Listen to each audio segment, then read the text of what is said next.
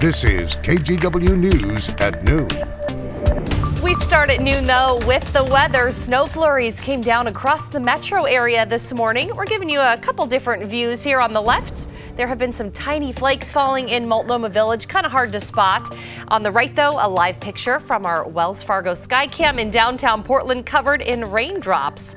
Hey, good afternoon. Thanks for joining us. I'm Ashley Korslund. A lot of you are seeing snow and you're sending in pictures and videos, and we love sharing them right here. I want to show you a few. Dawn caught some flakes coming down in Tigard. Thank you for that one, Dawn. And let's show you what South Salem looked like about a half hour ago. A little more snow there. Thanks to Paul for sharing that video. Well, let's send things over to meteorologist Rod Hill. And Rod, I've got to say, it's coming down behind me down at the square. I'm not sure about what's out your window, but it's a little scattered. Same thing here at KGW, but actually it's not really that scattered. It's pretty steady. Take a look at the radar where you see the white. This is primarily all snow. And then these other colored pockets are the atmosphere trying to warm up a little bit. But at this point, everybody pretty much is seeing snow in the air, and we have increasing spots like Happy Valley added to the list where we're starting to see a dusting of snow in areas as well. So the question is, does the snow change to rain? Do we stay above freezing? Let's begin in the temperature department. 38 up in Scappoose, 36 downtown Portland, Tigard, West Lynn, 35. These temperatures have actually nudged upwards 2 to 3 degrees from earlier this morning on average. Can be one of the warm spots at 37, Salem down to Albany at 35. So we do have some grassy dustings, but more areas than not are still not seeing anything stick. Our latest high-resolution Futurecast model, I will tell you, about 15 minutes ago, this showed green as rain sweeping across the entire region at 1 o'clock. Now it's already backing off, showing what could be a mix of snow still over downtown Portland. It still is persistently eventually changing all of this to rain from Portland down to Salem and even up to Longview at 3 o'clock. All models show the precipitation in whatever form being fairly steady through dinner time. Here we are at 6 o'clock tonight, and then eventually drying out this evening with some scattered showers overnight that could flip back to snow. It is snowflakes, a very low overcast hugging over downtown Portland right now with a temperature of 33. At the warmest, it looks like upper 30s this afternoon. There is no guarantee, Ashley, that we change these snowflakes to rain. East winds are still blowing out of the gorge. That pumps in cold weather.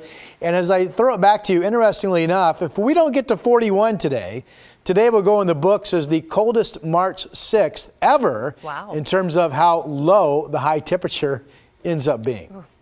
Not sure that's a record we want to beat, though, but thanks, Rod.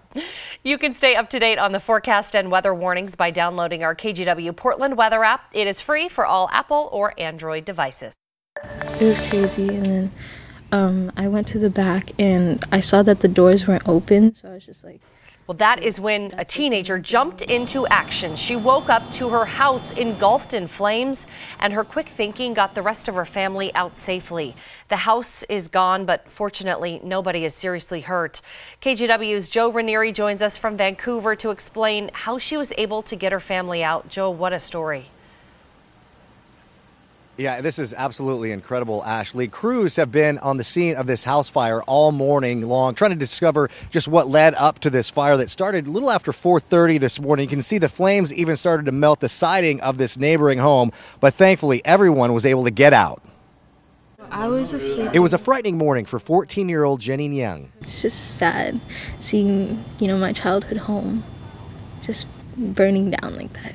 And it happened all in an instant. Early Wednesday, she woke up to her Vancouver house filled with flames and heavy smoke. It was crazy, and then I went to the back and I saw that the doors weren't open, so I was just like, okay, that's like the main thing I need to do. I need to open the door to let everybody know, like, that's an exit. She knew she had to act quick because the smoke was getting thicker. And I woke up and I heard the fire alarm, so I came outside and I saw a whole bunch of smoke in our house, and my vision wasn't clear. After running out of the house, she realized her grandmother, mother, and brother were still inside. That's when she immediately grabbed her phone. There's fire in my house. What address? The front of our house is lit on fire. There's fire everywhere. I was on the phone with 911 at the time also. And they were like, find a way to break the window to have like some way to letting him know to get out. Young picked up the closest thing that would shatter the glass. I grabbed a rock and I broke the window to assure him that, hey, you need to get out of the house, like it's burning down. As she was breaking the glass to wake up her brother, I broke the window and I was yelling to get out, and someone ran inside without my knowledge, and they dragged him out as I was breaking the window. while everyone is able to get out of the house, they still can't believe the memories they built here I'm in shock. I'm kind of heartbroken that my house is gone. were taken from them so quickly. Again, everyone got out of the house safely, but Jenny's mother was taken to the hospital with burns to her hands and smoke inhalation. Now, I did speak to the fire marshal, who's still out seen here at this house fire that happened earlier this morning. He said the house is a total loss. Ashley, back to you. That is so sad, but I'm so glad they're okay. Joe, thank you very much. It is 12:04, and we want to get to breaking news in Northeast Portland, where there's been a possible explosion at a homeless camp near the airport.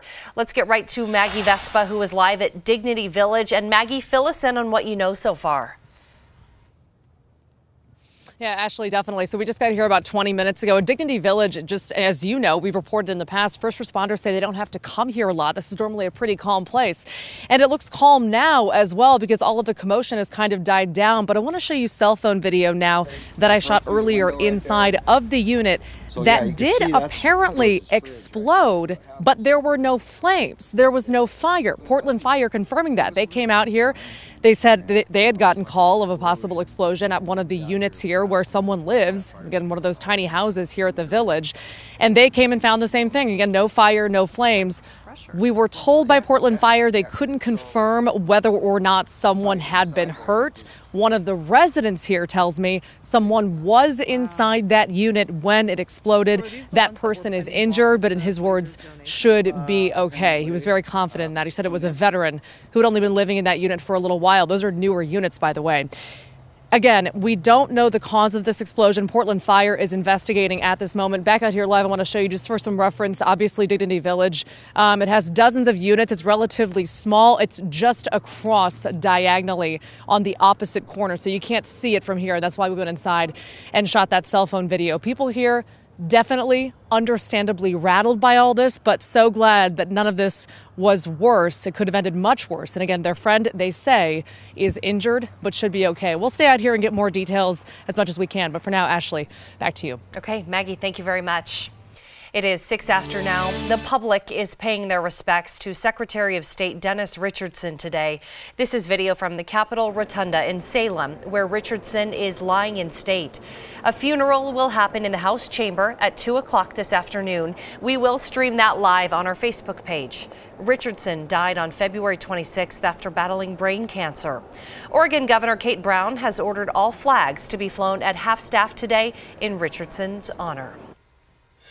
Well, the future of a Portland fixture is at the center of a family feud. Alpen Rose Dairy has been around for more than 100 years, but there's concern the land could be sold.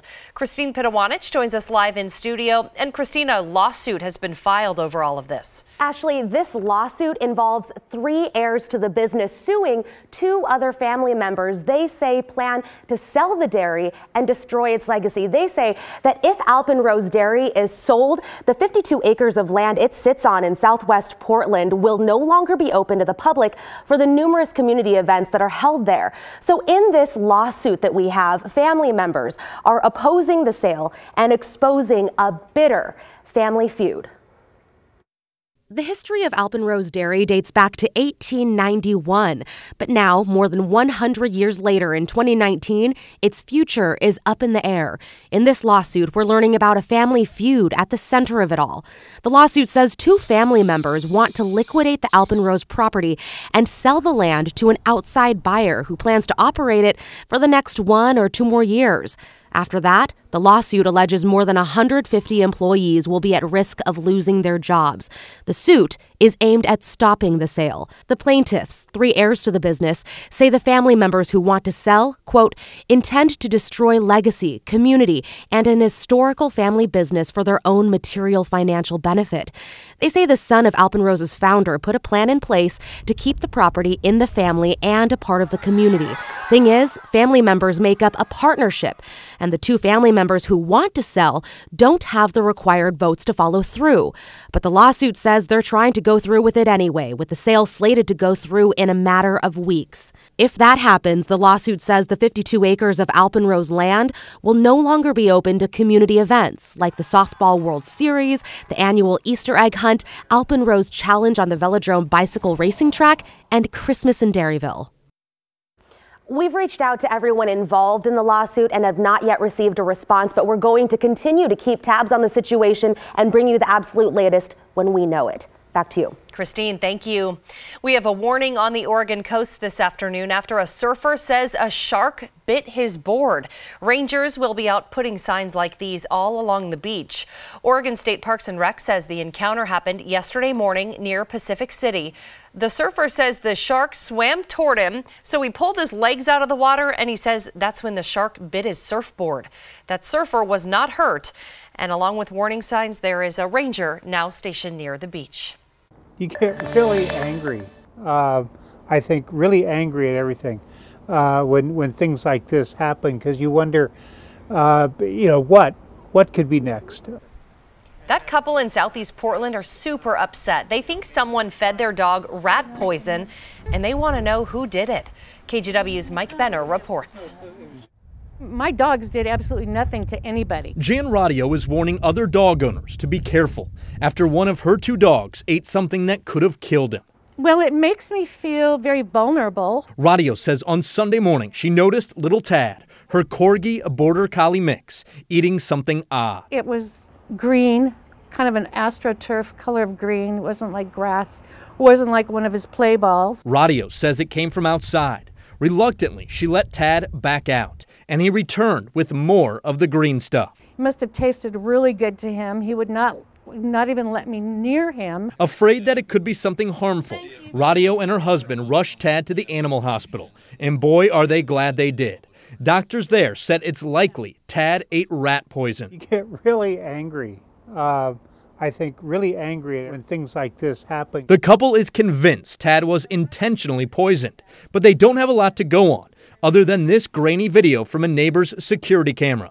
Look closely and you'll see someone running away from the house. My neighbor said she thought she and her son had seen a hand movement that looked like someone throwing something. Radio has no way of knowing for sure. What she does know is that whatever Tad ate did not come from her or her husband. It came from somebody else. That person's a coward. That person's a sociopath as far as I'm concerned. Mike Benner for KGW News. Amidst the measles outbreak, the Washington House has passed a bill that would limit vaccine exemptions. Lawmakers approved the measure on a 57-40 vote late last night. It would remove parents' ability to claim a personal or philosophical exemption to vaccinating their kids for measles.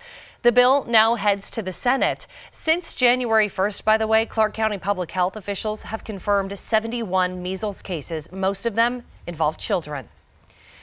And Washington is one step closer to passing a statewide ban on plastic bags. Yesterday, the state Senate passed the bill, which now heads to the House. Under the measure, stores would have until next year to stop giving out plastic bags. It would also add an 8-cent charge for other types of bags like paper. Washington lawmakers have been proposing similar bans since 2013. Republicans blocked those bills from getting a vote.